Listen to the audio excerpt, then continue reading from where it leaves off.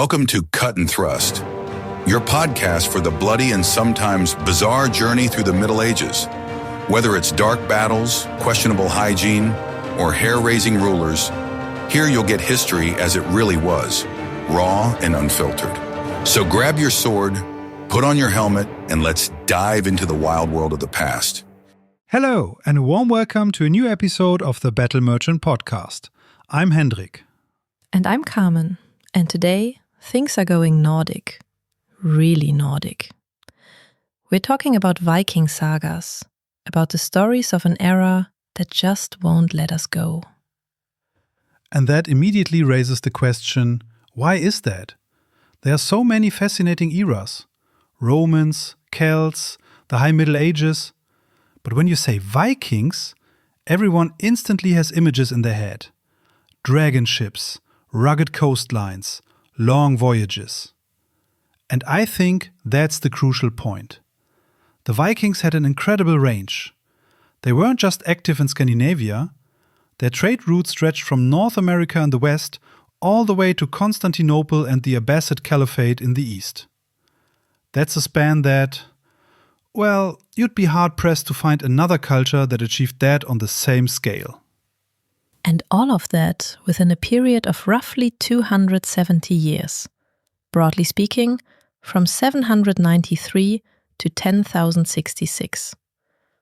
Archaeological finds keep confirming this.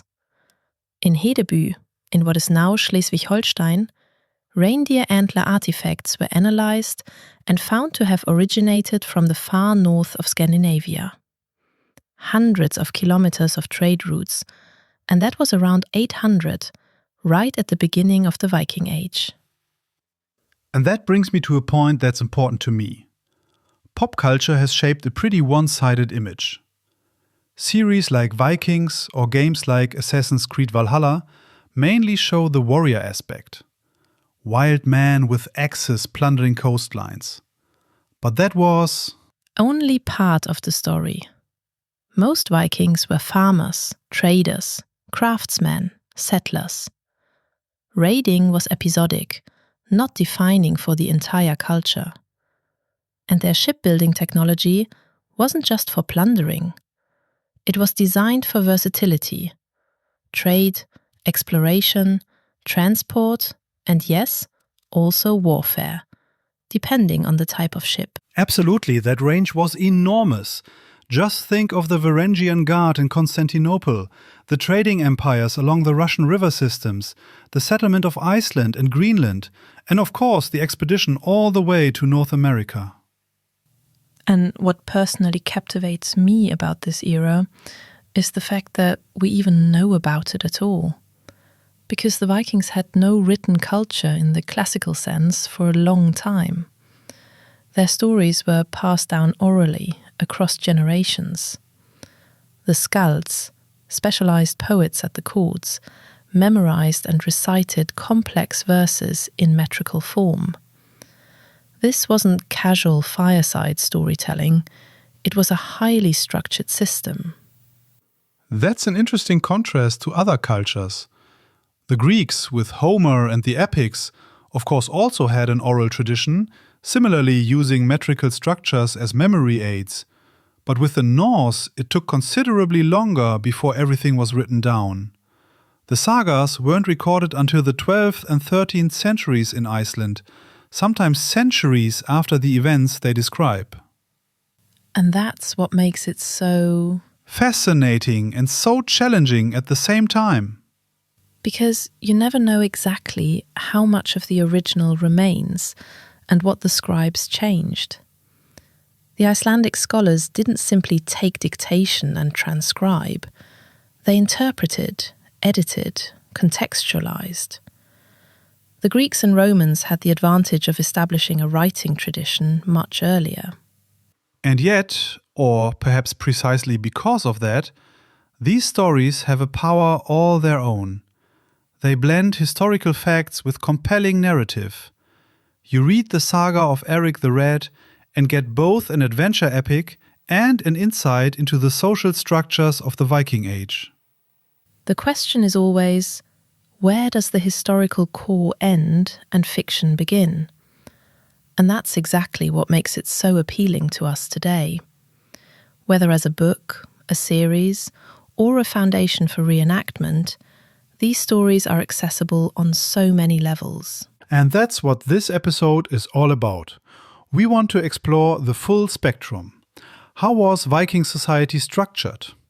What's behind their mythology, behind Odin, Thor, and the Eddas?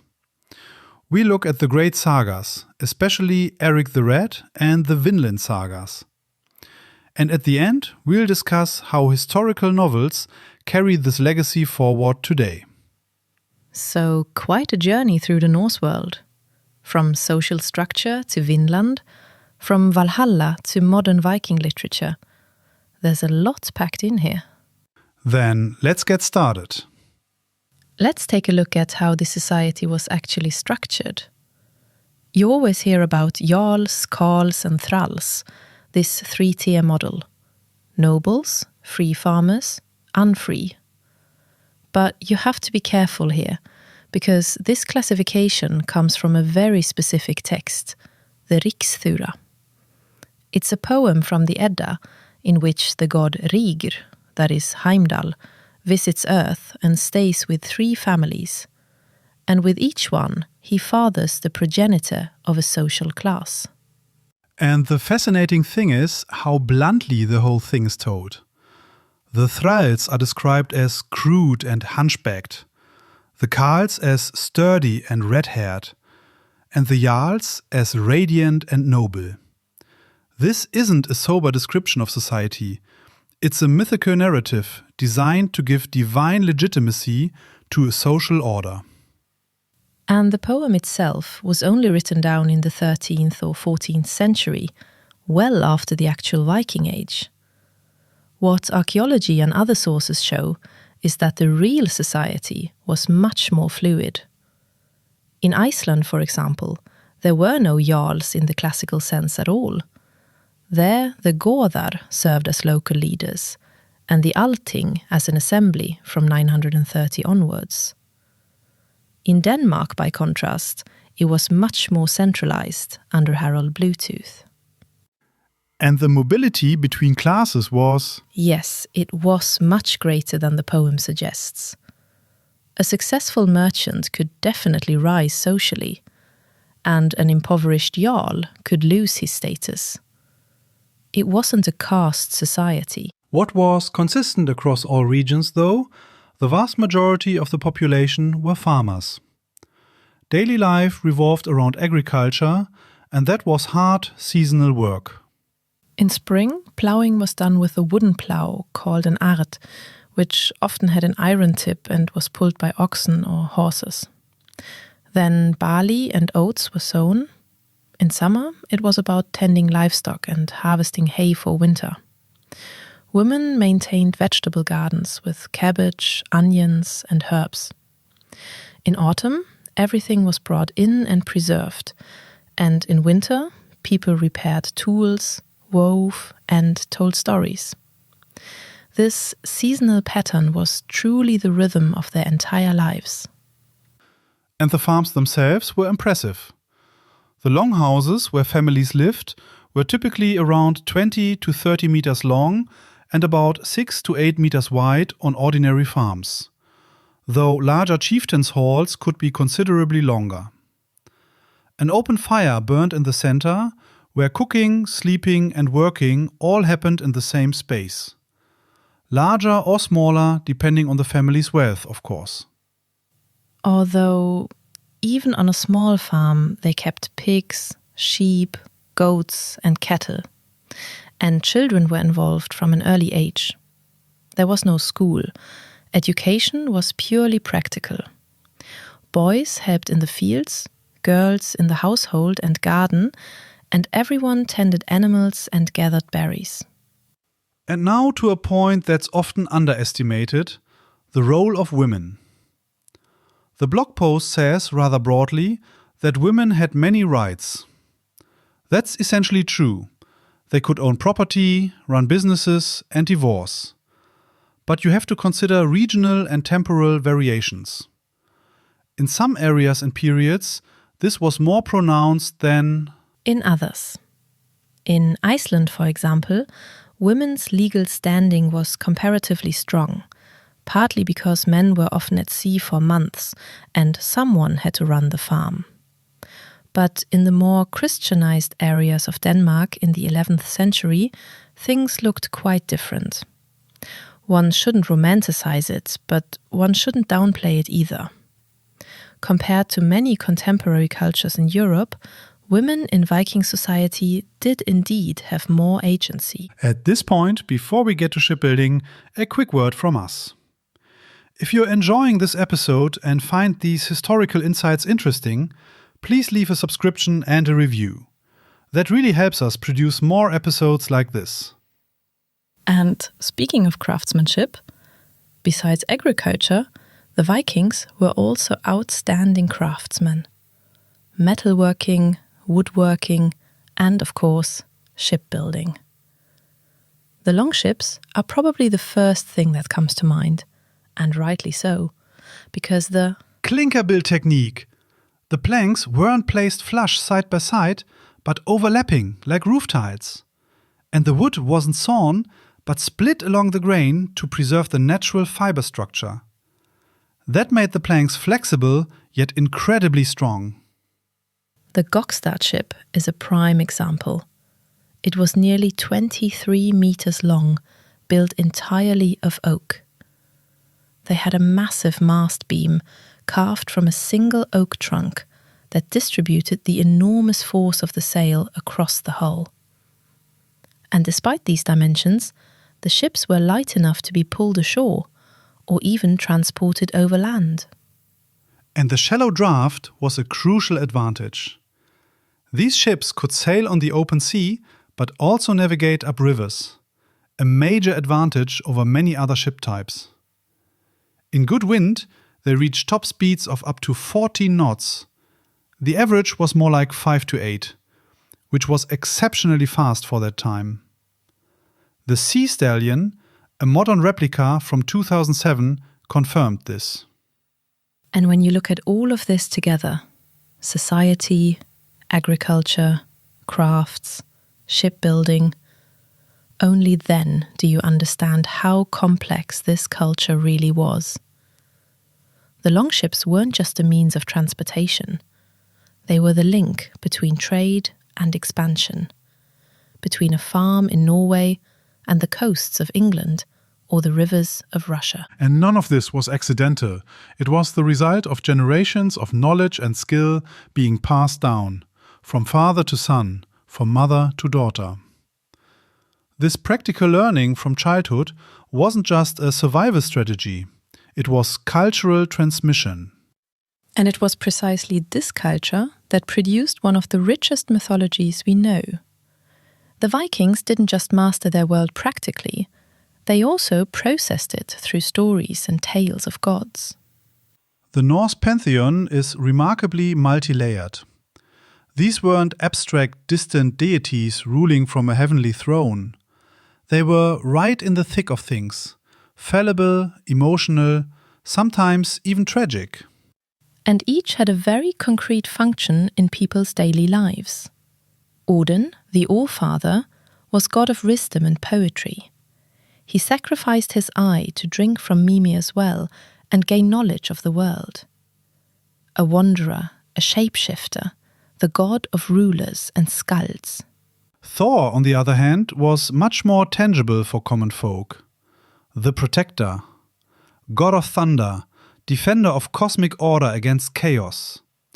When a farmer looked out during a thunderstorm, that was Thor battling the giants with Mjolnir. And Freya? She's often reduced to love and fertility, but she was far more powerful than that. Freya was also a war goddess and the master of Seidr, Norse magic. And here's something that's right there in the sources, but often gets overlooked. Folkvanger. Everyone knows Valhalla, Odin's Hall of the Slain. But in the poetic Edda, in Glimnismaul, it says that Freya received half of all those fallen in battle. Snorri mentions this later too. They went to her hall, Sessrumnir, on Folkvanger, the people's field. The other half went to Odin. This is practically never mentioned when discussing Norse afterlife beliefs. And that shows how much more complex the whole thing was than the usual picture. Valhalla, Folkvanger, and then Helheim for those who hadn't died a special death. Though with Helheim you have to be careful, because this notion of a gloomy, punishing realm of the dead… Right, that notion is heavily colored by Christian transmission. Pre-Christian sources describe Helheim more as a neutral place of the dead, not as punishment. The equation with hell only came through the monks who wrote down the texts in the 13th century, bringing their own worldview into it. And then Ragnarök, the twilight of the gods. At its core, this isn't a final end. The Völuspá, one of the central poems of the poetic Edda, does describe the downfall, the Fimbulwinter, the final battle in which Odin and Thor fall. But afterward, a new green earth rises from the sea. Balder returns, Thor's sons Modi and Magni survive. Destruction and renewal, a cyclical worldview that's fundamentally different from the Christian apocalypse, which builds toward a final judgment. For the Norse, the end was always also a beginning, and that says a lot about their outlook on life in general. If we now look at religious practice, the blots, meaning the sacrificial ceremonies, these were led by a goði or gyðja and followed a specific pattern. Prayers and invocations. Then the sacrificial animal was slaughtered, usually pigs, cattle or goats. The blood, called hlaut, was sprinkled on the altar and the participants. And then everyone ate and drank together. Ale or beer played the main role here. Meat was more for special occasions. The drink was blessed and then passed around the circle. First a cup in Odin's honor, then for Njörður and Freyr, then for the ancestors. By the way, the blessing with Thor's hammer isn't actually documented this way. We know that more from wedding rituals. But the communal drinking was definitely the social bond between humans and gods. As for human sacrifice, we need to differentiate. The sources do report it. Adam of Bremen describes a great sacrificial festival at the Temple of Uppsala, where allegedly 99 humans and animals were sacrificed. And Ibn Fadlan, an Arab traveller, describes a ship burial among the Rus that included a human sacrifice. But both sources come from outsiders with, well, their own agendas. Adam was Christian, Ibn Fadlan Muslim. Both had reasons to depict pagan practices in particularly drastic terms. The archaeological evidence for systematic human sacrifice in the Viking Age is thin. Animal sacrifice, on the other hand, is well documented. Bone remains in sacrificial pits, meat residue in vessels like those found in the 9th century Oseberg ship. And the transition to Christianity was remarkably undogmatic. There's this famous archaeological find, not from Hedeby this time, but from Trendgården near Ribe in Denmark. A sandstone casting mould from the 10th century, used in the same workshop to produce both Thor's hammer pendants and Christian crosses. The same tool, both symbols, that's pure syncretism. They wore both in parallel, tried out both gods. If the Christian god also offers protection, why not? That was practical living, not a theological decision of principle. And this stretched over centuries. In Norway, it took from the first Christian contacts in the 9th century, which came through trade and mission, until the political Christianization under Olaf Tryggvason around 995. In Sweden, even longer. The Temple of Uppsala was supposedly not finally abandoned until the late 11th century. And the legacy lives on to this day. Thor's hammer is one of the most recognizable symbols of Norse culture. This tension between pagan tradition and Christian overlay runs through the entire cultural history of the North. And that's precisely what makes the written sources so illuminating and, at the same time, so challenging to read. Everything we know about Norse mythology was written down by Christian scholars. The Eddas, the Sagas, these are our main sources. And we're going to take a closer look at them now. The Eddas are the foundation for practically everything we know about Norse mythology. But you have to understand that these are actually two completely different works that go by the same name. The Poetic Edda, also called the Elder Edda, is a collection of anonymous poems. No one knows who composed them. They were passed down orally for centuries and only written down in the 13th century in the famous Codex Regius, an Icelandic manuscript. And then there's the Prose Edda, the Snorra Edda, and that one has a specific author. Snorri Sturluson, born in 1179 in Iceland. And he wasn't a reclusive monk sitting quietly in a scriptorium. Snorri was one of the most powerful men in Iceland. He was twice law speaker at the Althing, the highest political position there was. And at the same time a poet, historian and scholar. As a child, he was sent to the court at Oddi, Iceland's intellectual centre at the time. There he learnt Latin, law and theology. He received an education that we would today call classically humanist. And with this background, he then wrote the Prose Edda, but not as a religious document, rather as a textbook for skalds. He wanted to explain to young poets the old verse forms and mythological references needed to understand skaldic poetry. And that's the essential point to keep in mind. The Prose Edda is a literary work written by a Christian Icelander centuries after the actual Viking Age. Snorri systematized the pagan myths and placed them in a framework that his Christian surroundings could accept. The Beginning, for example, the part where the myths are told, is structured as a dialogue between a Swedish king and three mysterious figures. A framing device that keeps the myths at a distance. And now, a quick word from our sponsor. Feeling curious?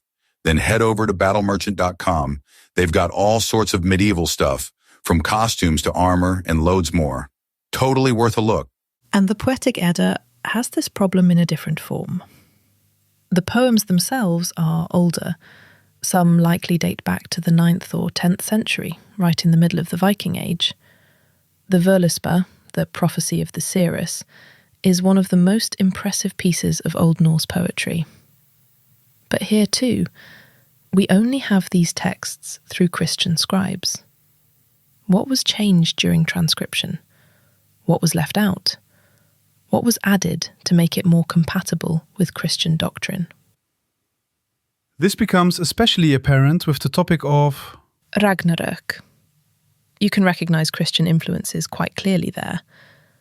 The idea of a final twilight of the gods, followed by the resurrection of a new, better world, that's strongly reminiscent of Christian eschatology. Whether that was already present in the pre-Christian original or was added by the transmitters is still debated in scholarship today. And Snorri's own biography reads almost like one of the sagas he edited. He was entangled in Icelandic power politics, had connections to the Norwegian king Hakon Hakonarson, and traveled to his court twice. And in the end, he became a pawn between Icelandic clan conflicts and Norwegian power interests.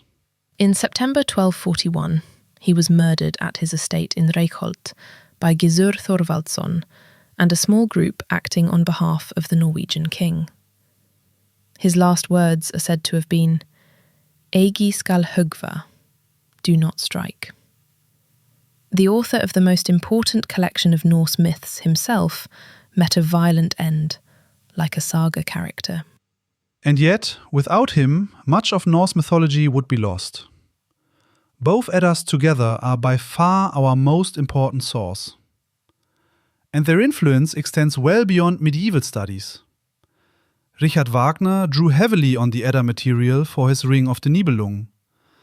the twilight of the gods, Brünnhilde, Siegfried, all of that goes back to the Völsonger saga and the Eddic poetry. And then, of course, modern fantasy. Tolkien is the best.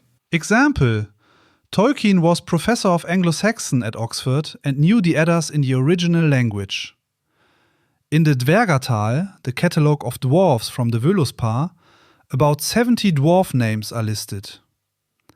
And if you read through them, you'll find Thorin, Dvalin, Fili, Kili, Gloin, Oin, Bombur, Ori, Nori, practically the entire dwarf company from The Hobbit. And the name Gandalf also appears in the Dvergatal.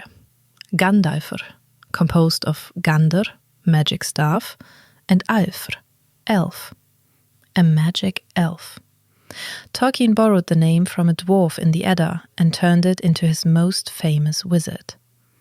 That shows how deeply these ancient texts are rooted in modern fantasy. From Tolkien to Wagner to the Marvel films with Thor, at its core, everything goes back to these two text collections. And that brings us to the next big question. What happens when the Eddas shift from mythology to concrete history? When gods are no longer at the center, but real people whose deeds were also recorded in sagas. The most famous of these is the saga of Erik the Red. Erik Thorvaldsson, better known as Erik the Red. That's, well, how do you best describe him? A strategist, a settler, a visionary, but also someone who attracted trouble everywhere. The man wasn't simply an adventurer, he was driven. Born in Norway, where his father Thorvald already had to leave the country because of manslaughter. The family went to Iceland, and then in Iceland, the same pattern with Erik himself. He got into feuds, killed men, and the thing banished him for 3 years. Out of Norway, out of Iceland, and then, instead of hiding, he sailed west, to a land that sailors had only whispered about. He explored the west coast of a vast island for 3 years, mapped fjords, found pasture land, and when he returned to Iceland, he had a plan. And the plan was brilliant. He named the island Greenland. The saga explicitly says he chose the name deliberately because people would be more likely to move there if the land had an inviting name. The first documented case of marketing in Norse history. An ice-covered island, and he sells it as a green paradise. Though, to be fair, the fjords in the south did have good pasture land. It wasn't a complete lie, just extremely selectively presented. And it worked. In 986, Erik set out with a fleet of 25 ships. The sagas report this, and estimates suggest perhaps 500 to 700 people. But only 14 ships arrived. The others turned back or were lost. And from these beginnings, a colony emerged that lasted for centuries. At its peak, probably 2,000 to 3,000 people lived in 2 main settlements, most in the eastern settlement in what is now southern Greenland, perhaps 500 in the smaller western settlement, about 500 kilometers to the north. And they survived there for about 500 years. The western settlement was abandoned around 1350, the eastern settlement probably during the 15th century. Climate deterioration, isolation, the collapse of trade connections to Europe due to the Black Death, all of this played together. But the real highlight comes next. Erik's son, Leif Erikson. He sailed from Greenland even further west and reached North America around the year 1000. In the sagas, the land is called Vinland, wine land, because of the wild grapes they supposedly found there. And the crucial thing is that this didn't remain mere legend, but was archaeologically confirmed. In 1960, the Norwegian couple Helga and Anna-Stine Ingstad discovered a settlement at the northern tip of Newfoundland. Longs or Meadows. 8 sod buildings, 3 dwellings, a smithy, workshops. In the smithy, bog iron was processed, plus spindle whorls, a bronze pin, wood debris from shipbuilding. Unmistakably Norse.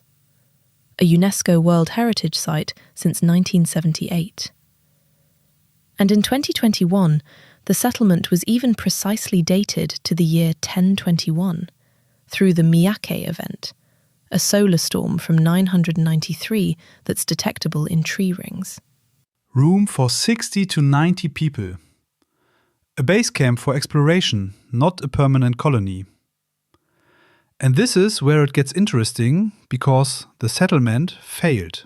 The sagas describe contacts and conflicts with the indigenous population, the Skrælings, as the Norse called them.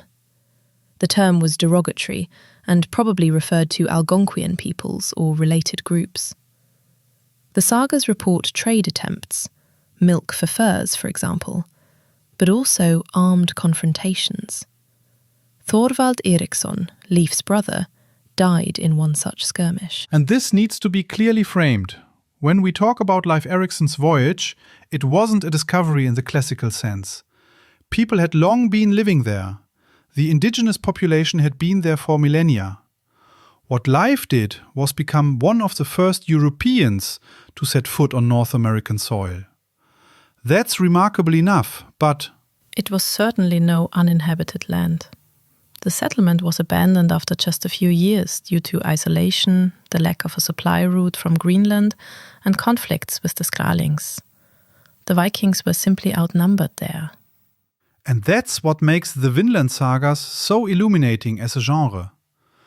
They are simultaneously family chronicle, travel account, and adventure narrative. A historical core that's archaeologically confirmed, but embedded in legendary elements and a literary tradition that emerged centuries after the events. How much is history? How much is storytelling? That boundary is fluid. And Erik himself is a good example of the fact that the Vikings were far more than just warriors. The man was a strategist, a settlement founder, a networker. He established a colony that lasted half a millennium. And his son dared the leap to North America, almost 500 years before Columbus. And this legacy, this blend of historical substance and narrative power, is ultimately the material from which modern Viking novels weave their stories. The Sagas, the Eddas, Erik's story, these are the originals. And alongside them exists a growing world of modern historical novels that draw on precisely this material. But there's a fundamental difference to understand.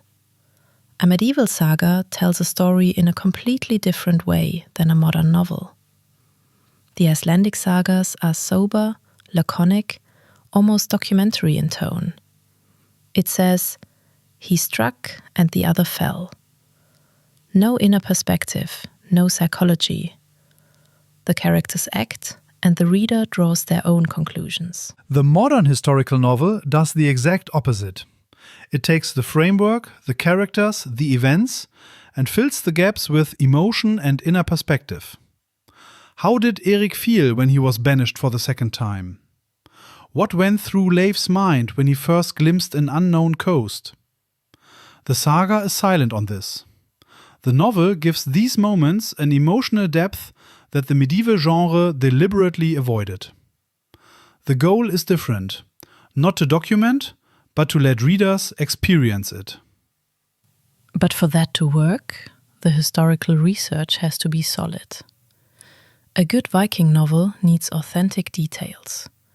Clothing, weapons, ships, social structures, diet, the legal system at a thing.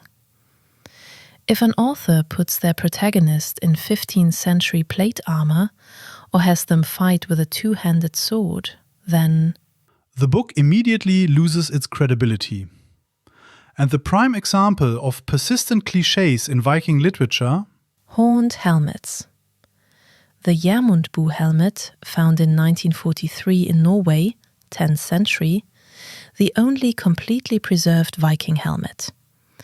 A simple iron construction with a rounded dome, nose guard, remnants of cheek guards. no horns, no wings, nothing decorative. There are a few more fragments, from Tjele and Givninge in Denmark, for example, but again, all purely functional. And yet, every other book cover puts Vikings in horns. That goes back to a very specific origin.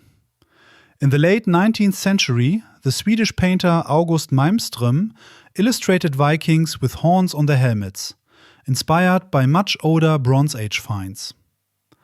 But it really became popular in 1876, Bayreuth, Wagner's Ring of the Nibelung, with costumes by Karl Emil Döpler. That's when the image was cemented. Pure theatrical aesthetics, no historical basis. But so memorable that it's been running through all of popular culture ever since.